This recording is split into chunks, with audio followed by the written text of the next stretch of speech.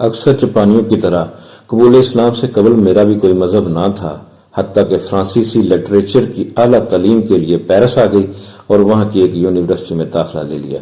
یہاں Sartre, Nietzsche اور کمیوز میرے محبوب فلسفی تھے اور یہ تینوں دہریت اور الحاد کے پرچارک تھے، لیکن عجیب بات ہے کہ اس کے ساتھ ہی میں مذہبی مطالعے کی بھی خاصی شوقین تھی۔ السلام علیکم ورحمۃ اللہ وبرکاتہ۔ بسم اللہ الرحمن الرحیم۔ اللہم صلی علی محمد وعلی آل محمد۔ ہم مسلمان کیوں ہوئے، اس سلسلے کی آج کی شخصیت کا تعارف لے کر آپ کی خدمت میں حاضر ہوں۔ آج کی شخصیت کا تعلق جاپان سے ہے اور نام ہے خولا لکاتا۔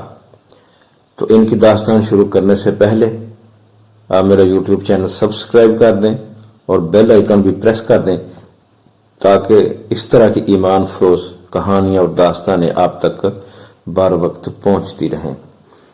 تو بلا تاخیر شروع کرتے ہیں۔ کسی باطنی روحانی طلب کے تحت نہیں بلکہ صداقت کی تلاش میں مختلف مذاہب کے بارے میں پڑھتی رہتی تھی۔ مجھے اس سے قطعاً کوئی دلچسپی نہ تھی کہ مرنے کے بعد کیا ہوگا، البتہ یہ خواہش ضرور تھی کہ یہ مادی زندگی صاف ستھری اور ڈھنگ سے بسر ہو۔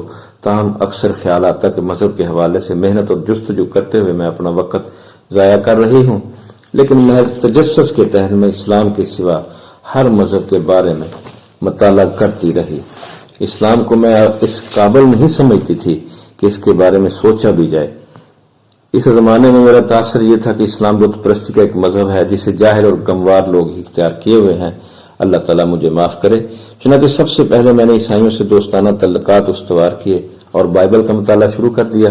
گرجے بھی جاتی رہی۔ مدعا یہ تھا کہ کسی طرح خدا کے وجود کا احساس ہو، لیکن میری ساری محنت اکارت گئی۔ بائبل یا گرجے کی حاضری کے باوجود خدا کے وجود کا ہلکا سا یقین بھی دل میں جاگزی نہ ہوا۔ کئی سالوں کی لاحاصل جستجو کے بعد میں بدھ مذہب کی جانب متوجہ ہوئی کہ شاید گیان دھیان اور یوگا کے ذریعے خدا کی ذات کو محسوس کر سکوں۔ بدھ مت میں بھی عیسائیت کی طرح مجھے بعض باتیں حقیقت کے قریب نظر آئیں، لیکن اس کے بعض پہلوؤں کو میں نہ سمجھ پائی نہ قبول کر سکی۔ میرا وجدان اور ضمیر کہتا تھا اگر خدا موجود ہے تو وہ سب کے لیے یکساں انداز میں ہونا چاہیے، اور یہ کہ صداقت سادہ ہونی چاہیے، ہر کس و ناقص کے لیے قابل فہم اور نکھری ہوئی ہونی چاہیے۔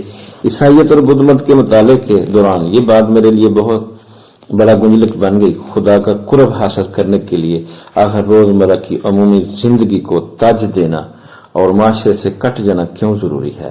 اس دور میں ذہنی اضطراب کی آخری منزل پر تھی اور حق کی تلاش کرتے کرتے گویا تھک ہار کے گر رہی تھی۔ سمجھ میں نہیں آ رہا تھا کہ کیا کروں، کہاں جاؤں، کہ خدا کو مجھ پر ترس آ گیا اور میرا تعارف ایک الجزائری مسلمان سے ہو گیا۔ وہ فرانس ہی میں پیدا ہوا تھا اور وہیں پلا بڑا تھا، اور بیچارہ اتنا بے عمل تھا کہ اسے نماز تک پڑھنا نہیں آتی تھی، نہ اس کی عام زندگی پر اسلام کا کوئی پرتو تھا، لیکن زبانی کلامی وہ خدا کا بڑا ذکر کرتا تھا۔ اس پر خیال آیا کہ مجھے اسلام کے بارے میں بھی معلومات حاصل کرنی چاہیے، کیا خبر یہیں سے کوئی گوہر مقصود حاصل ہو جائے۔ چنانچہ میں نے قرآن کا ایک فرانسیسی ترجمہ خرید لیا، لیکن میں اس کے 2 صفحے بھی نہ پڑھ سکی۔ بہت ہی عجیب سا، نامانوس اور بور لگا۔ میں نے اس مطالعہ کو چھوڑ دیا اور پیرس کی ایک مسجد میں چلی گئی تاکہ کسی سے مطلوبہ تعاون حاصل کر سکوں۔ یہ اتوار کا دن تھا اور میری خوش بختی کہ مسجد میں خواتین کے لیے ایک لیکچر ہو رہا تھا۔ وہاں جتنی خواتین تھیں سب نے غیر معمولی تپاک اور محبت سے میرا استقبال کیا، اور یہ پہلا موقع تھا کہ میں بعمل مسلمان خواتین سے متعارف ہو رہی تھی، اور پہلا موقع تھا کہ میں ان لوگوں کے درمیان بہت سکون اور مسرت کے ساتھ احساس سے آشنا ہو رہی تھی، جبکہ اس کے برعکس میں نے عیسائی خواتین کے مجمع میں اپنے آپ کو اجنبی اور بیگانہ محسوس کیا تھا۔ اس پہلے خوشگوار تجربے کے بعد میں ہر اتوار کو مسجد کے لیکچر میں شامل ہونے لگی۔ اسلام کے بارے میں مجھے ایک کتاب بھی دی گئی، اور حالت یہ ہوئی کہ لیکچر کا ایک ایک لمحہ اور کتاب کا ایک ایک ورق گویا میرے لیے وحی الہی بن گیا، اور میں ذہنی و قلبی طور پر اطمینان اور سکون کی اس کیفیت سے دوچار ہوئی جس کا تجربہ اب تک نہ ہوا تھا، اور یہ دیکھ کر میں خوشی سے پاگل ہو گئی کہ میں نے صداقت کو دریافت کر لیا ہے۔ سبحان اللہ، میں نے اپنے رب کو تلاش کر لیا ہے، اور سجدے کی حالت میں تو میں اس کے بہت قریب ہو جاتی تھی، بہت ہی قریب۔ کتنی خوش نصیب ہوں میں ٹوپ اندھیروں میں مجھے روشنی مل گئی، صراط مستقیم کا سراغ مل گیا۔ 1 ہی مہینے کے بعد میں نے کلمہ شہادت پڑھا اور مسلمان ہو گئی۔ سبحان اللہ، الحمدللہ۔ اس کے جلد ہی بعد میں عربی زبان سیکھنے لگی اور پھر قرآن مجید کے حسن سے مسحور ہو گئی۔ تب پتہ چلا کہ میں پہلی بار قرآن سے متاثر کیوں نہیں ہوئی تھی۔ اس وقت میں نے قرآن نہیں پڑھا تھا، قرآن کا ترجمہ پڑھا تھا۔ ان ایام میں جب کہ مجھے یہ فیصلہ کرنا تھا کہ میں اسلام قبول کروں یا نہ کروں، میں نے اپنے اندر سنجیدگی کے ساتھ روزانہ 5 مطلوبہ نمازیں ادا کرنے کی صلاحیت اور رجحان کا اندازہ نہیں لگایا تھا اور نہ ہی حجاب پہننے کے بارے میں سوچا تھا۔ ہو سکتا ہے کہ میں اس بات سے خائف تھی کہ میرے مسلمان ہونے کے فیصلے پر اثر انداز ہونے کے لیے میرے اندر منفی رجحان نہ پیدا ہو جائے۔ پیرس کی مسجد میں پہلی بار جانے سے قبل میں ایک ایسی دنیا میں رہتی تھی جس کا اسلام سے کوئی تعلق نہ تھا۔ میں نماز اور حجاب سے یکسر ناواقف تھی، پھر بھی میرے اندر کوئی چیز رونما ہو چکی تھی اور اسلامی برادری میں داخل ہونے کی میری خواہش اتنی شدید تھی کہ میں ان نتائج سے قطعاً پریشان نہ تھی جن سے مذہب تبدیل کرنے کے بعد میرا سابقہ ہوتا۔ دراصل یہ امر قابل توجہ ہے، لیکن مجھ کو اللہ تعالیٰ کی رحمت و عنایت سے اسلام کے لیے ہدایت نصیب ہوئی تھی۔ اگرچہ میں حجاب کی عادی نہ تھی، لیکن اپنا مذہب تبدیل کرنے کے بعد میں فوراً ہی اس کا فائدہ محسوس کرنے لگی۔ مسجد میں اتوار کے اسلامی لیکچر میں پہلی مرتبہ شامل ہونے کے چند دن بعد اگلے اتوار کو پہننے کے لیے میں نے سکارف خریدا۔ مجھ سے کسی نے سکارف پہننے کو نہیں کہا تھا۔ میں مسجد اور وہاں کی دوسری مسلم بہنوں کے احترام میں ایسا کرنا چاہتی تھی۔ میں اتوار کی آمد کے لیے بے قرار تھی کیونکہ گزشتہ لیکچر نے مجھے ایک ایسے روحانی جذبے سے سرشار کیا تھا جس کا اس سے قبل مجھے کوئی تجربہ نہ تھا۔ میرے دل میں روحانیت کی پرورش کے لیے اتنی اشتہا تھی کہ میں نے لیکچر کے ہر لفظ کو اس طرح جذب کر لیا جیسے خشک سپنج پانی کو جذب کرتا ہے۔ دوسرے اتوار کو لیکچر روم میں جانے سے قبل میں نے وضو کیا اور سکارف پہنا۔ لیکچر کے بعد میں پہلی بار نماز والے کمرے میں داخل ہوئی۔ میں نے دوسری بہنوں کے ساتھ خاموشی سے نماز ادا کی۔ مسجد میں گزارے ہوئے چند گھنٹوں نے مجھ کو اتنا مسرور اور مطمئن کر دیا تھا کہ وہاں سے نکلنے کے بعد بھی اس مسرت کو اپنے دل میں محفوظ کرنے کے لیے میں سکارف پہنے رہی۔ چونکہ وہ سردیوں کا موسم تھا، اس لیے لوگوں کو میرا سکارف اپنی طرف متوجہ نہ کر سکا۔ عوام میں یہ میرا حجاب کا پہلا مظاہرہ تھا اور مجھے اپنے اندر ایک فرق محسوس ہوا۔ میں نے اپنے آپ کو پاکیزہ محفوظ سمجھا۔ مجھے احساس ہوا کہ میں اللہ سبحانہ و تعالی سے زیادہ قریب ہو گئی ہوں۔ دوسرے ملک میں ایک جاپانی عورت کی وجہ سے لوگ مجھ کو پبلک مقامات پر گھور کر دیکھتے تھے تو میں مضطرب ہو جاتی تھی، پھر بھی میں اپنے آپ کو حجاب کی وجہ سے محفوظ سمجھتی تھی۔ اب میں اپنے آپ کو غیر شائستہ نگاہوں کا مرکز نہیں سمجھتی تھی۔ اس کے بعد میں جب بھی باہر گئی تو حجاب میں گئی۔ یہ ایک ایسا بے ساختہ اور رضاکارانہ عمل تھا جس کو کسی نے مجھ پر جبرن نہیں لادا تھا۔ اسلام سے متعلق پہلی کتاب جس کا میں نے مطالعہ کیا، اس میں حجاب کو معتدل انداز میں واضح کرتے ہوئے کہا گیا تھا کہ اللہ تعالیٰ اس کی پرزور نصیحت کرتا ہے۔ اگر کسی نے تحکمانہ لہجے میں کہا ہوتا کہ جیسے ہی تم اسلام قبول کرو تو تم حجاب ضرور استعمال کرو، تو میں اس حکم کے خلاف ضرور بغاوت کر دیتی۔ اسلام کا مطلب ہے اللہ کی مرضی قبول کر لینا اور اس کے احکام کی اطاعت کے لیے سر تسلیم خم کرنا۔ مجھ جیسی ہستی کے لیے جس نے برسوں بغیر کسی مذہب کے زندگی گزاری تھی، کسی حکم کی بلا شرط تعمیل کرنا بڑا مشکل کام تھا، لیکن اللہ تعالیٰ کے احکامات میں کوئی جھول نہیں اور صحیح اسلامی طریقہ انہیں بلا چون و چرا تسلیم کرنا اور نافذ کرنا ہے۔ بہرکیف میری زندگی کے اس موڑ پر میری خواہشات بے ساختہ طور پر اللہ تعالیٰ کی مرضی کے مطابق ہو گئیں۔ الحمدللہ میں اسلامی فرائض کو بلا کسی احساس جبر کے ادا کرنے کے لائق ہو گئی تھی۔ میں اپنے نئے خول میں مطمئن تھی۔ حجاب صرف اللہ کی اطاعت کی ہی علامت نہ تھا بلکہ میرے عقیدے کا برملا اظہار بھی تھا۔ ایک مسلمان عورت جو حجاب پہنتی ہے جم غفیر میں بھی قابل شناخت ہوتی ہے۔ اس کے برعکس کسی غیر مسلم کا عقیدہ اکثر الفاظ کے ذریعے بیان کرنے پر ہی معلوم ہو سکتا ہے۔ حجاب کے بعد مجھ کو ایک لفظ کہنے کی ضرورت نہیں ہوئی۔ میرے عقیدے کا یہ اظہار کھلا اظہار ہے اور دوسروں کے لیے اللہ تعالیٰ کے وجود کی یاد دہانی ہے، اور میرے لیے اپنے آپ کو اللہ تعالیٰ کے حوالے اور سپردگی کی یاد دہانی۔ میرا حجاب مجھے مستعد اور آمادہ کرتا ہے کہ ہوشیار ہو جاؤ، تمہارا طرز عمل ایک مسلم کی طرح ہونا چاہیے، ویسے ہی جیسے کہ پولیس مین کو وردی میں اپنے پیشے کا لحاظ رکھنا چاہیے، اسی طرح میرا حجاب بھی میری مسلم شناخت کو تقویت دیتا ہے۔ اپنا مذہب تبدیل کرنے کے 2 ہفتے بعد میں اپنی بہن کی شادی میں شریک ہونے کے لیے جاپان واپس ہوئی۔ اسلام قبول کرتے ہی میں نے وہ شہادت دریافت کر لی تھی جس کی مجھے تلاش تھی، اور اب مجھے فرانسیسی ادب میں ڈاکٹریٹ کے حصول میں مزید دلچسپی نہ تھی۔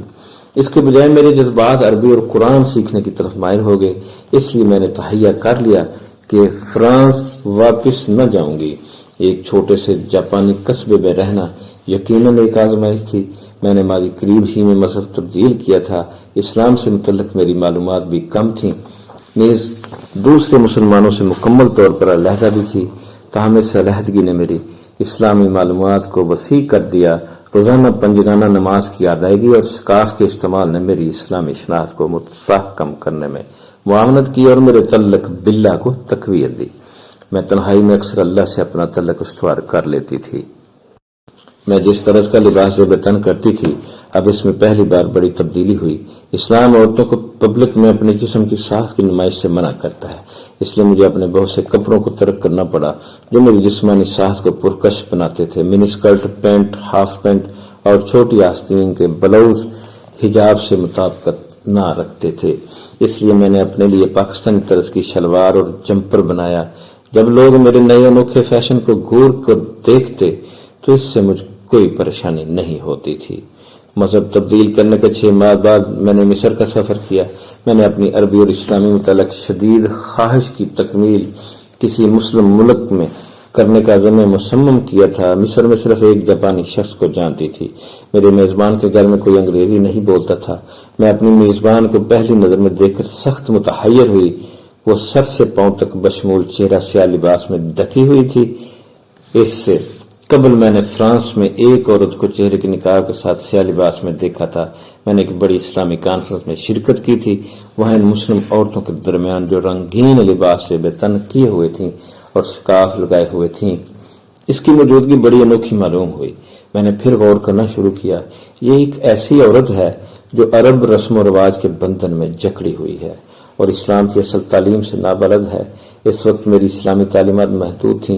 میرا اعتقاد تھا کہ چہرہ ڈھانپنے کی جڑیں نسلی رسم و رواج سے منسلک ہیں جس کی اسلام میں کوئی بنیاد نہیں ہے۔ ایسا ہی خیال میرے اندر اس وقت ہوا جب یہ جاپانی عورت مجھے اپنے گھر میں لے گئی۔ میں اسے کہنا چاہتی تھی کہ آپ غلف سے کام لے رہی ہیں، یہ غیر فطری ہے۔ مردوں سے کسی طرح کا تعلق نہ رکھنے کی اس کی کوششیں بھی خلاف معمول معلوم ہوئی۔ جلد ہی اس بہن نے مجھے بتایا کہ میرے کپڑے پبلک میں استعمال کرنے کے لیے موزوں نہیں ہیں۔ اگرچہ میرا یقین تھا کہ میری پوشاک اسلامی پوشش کے مطالبات کے موافق تھی، میرے اندر حالات سے مطابقت کرنے کی کافی صلاحیت تھی۔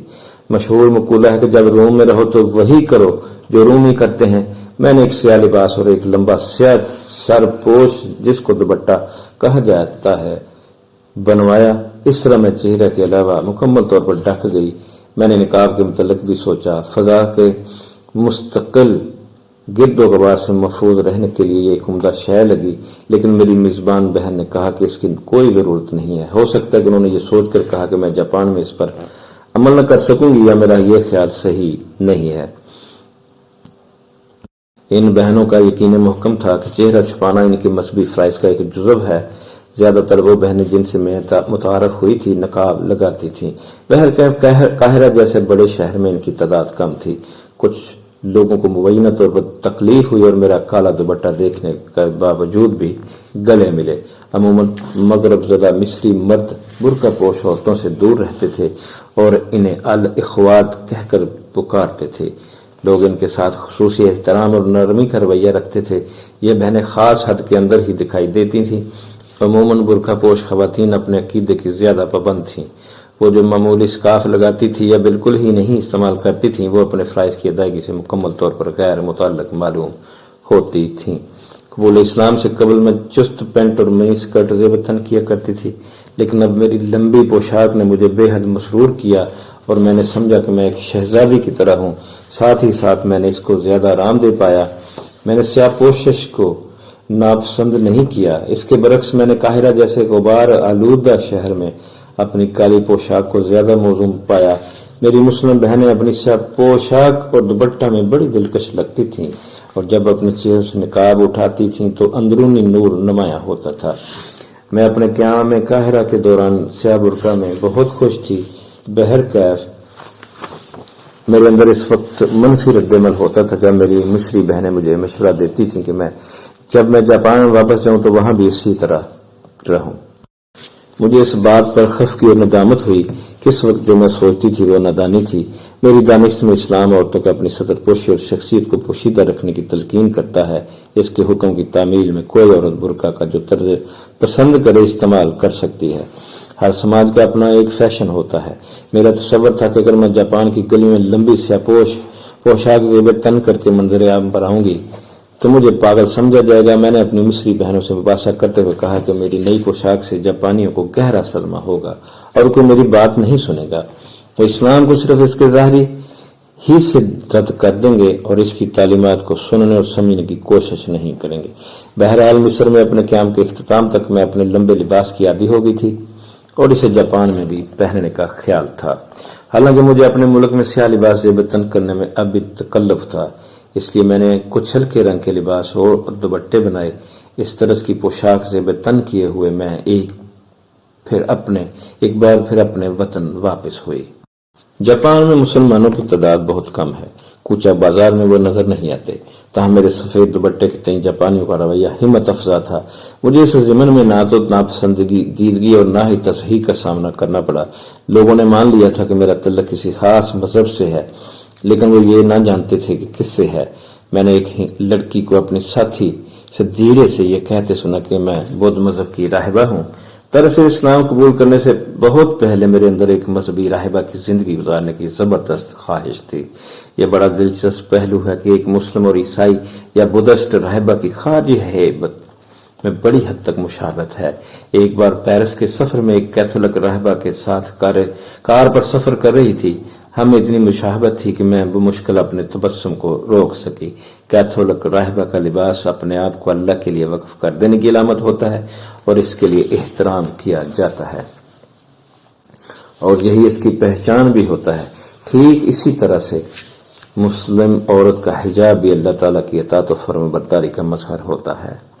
مجھے حیرت ہوئی کہ لوگ ایک راہبہ کے لباس کا احترام کرتے ہیں اور مسلمان عورت کے حجاب کو حد سے تنقید بناتے ہیں اور اسے ایک علامت کے بجائے انتہا پسندی اور مظلومیت کا مظہر گردانتے ہیں۔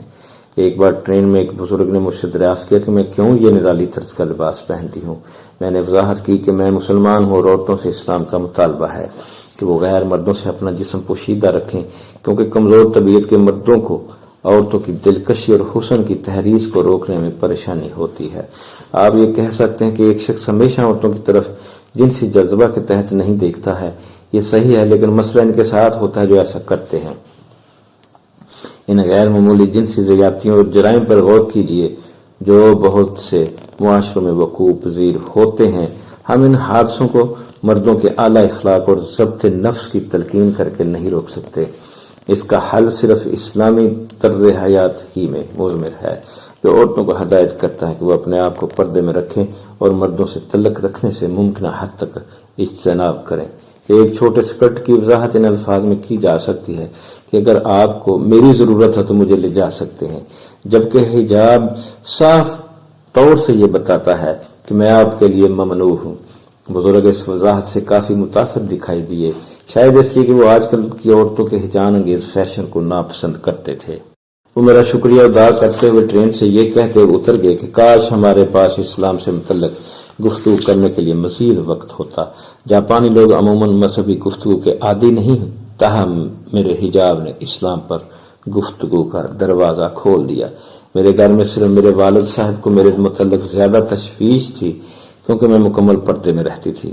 گرم ترین دن میں بھی موسم گرما میں ہر شخص گرمی محسوس کرتا ہے، لیکن میں نے حجاب کو اپنے سر اور گردن پر براہ راست سورج کی کرنوں سے بچنے کا موزوں ذریعہ پایا۔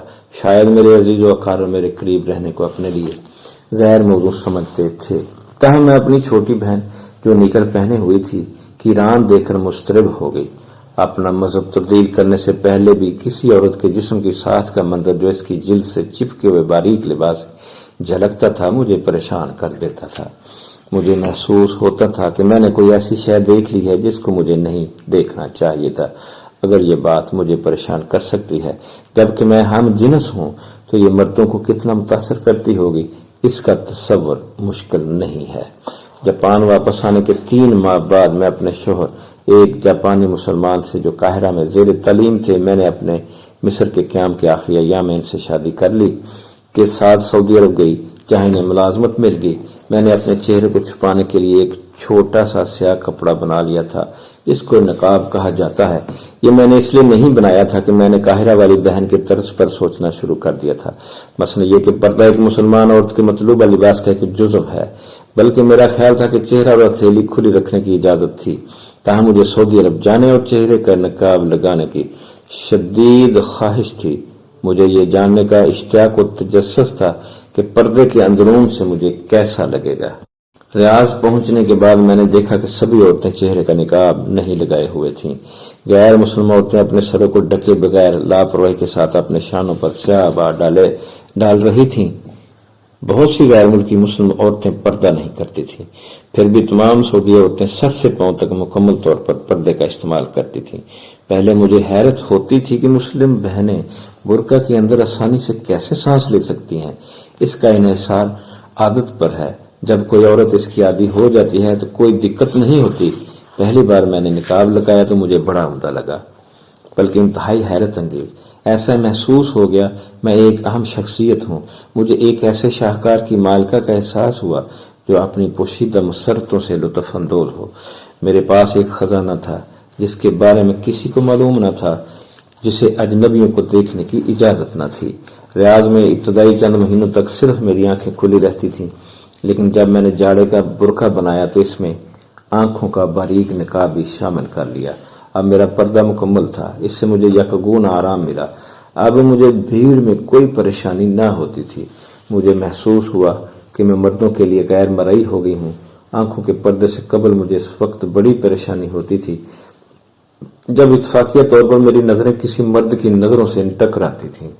اس نئے نقاب نے سیاہ اینک کی طرح مجھے اجنبیوں کی گھورتی نگاہوں سے محفوظ کر دیا۔ مجھے مسلمان ہوئے 2 سال سے زائد عرصہ گزر چکا ہے۔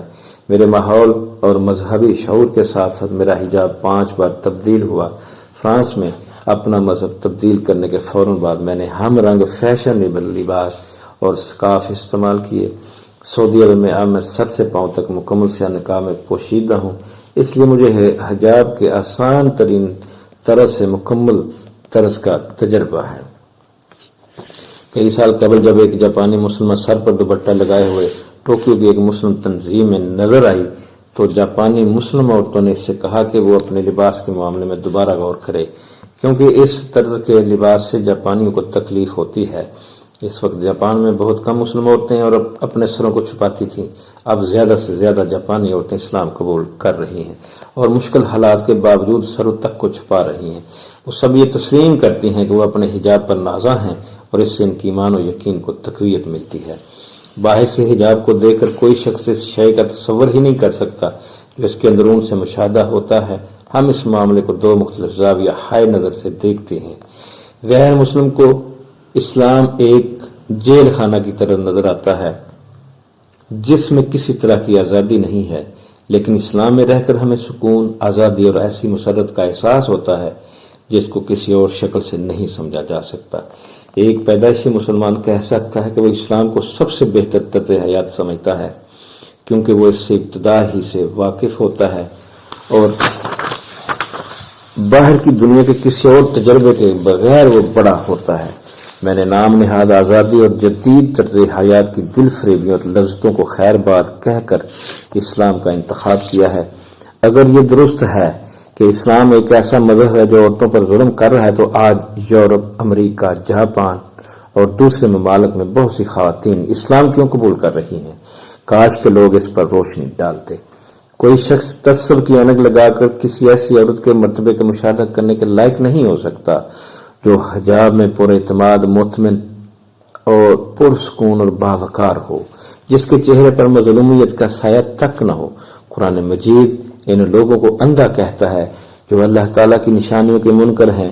اس طرح ہم واضح کر سکتے ہیں کہ اسلام کو سمجھنے میں غیر مومن کی سمجھ بوجھ ناقص ہے۔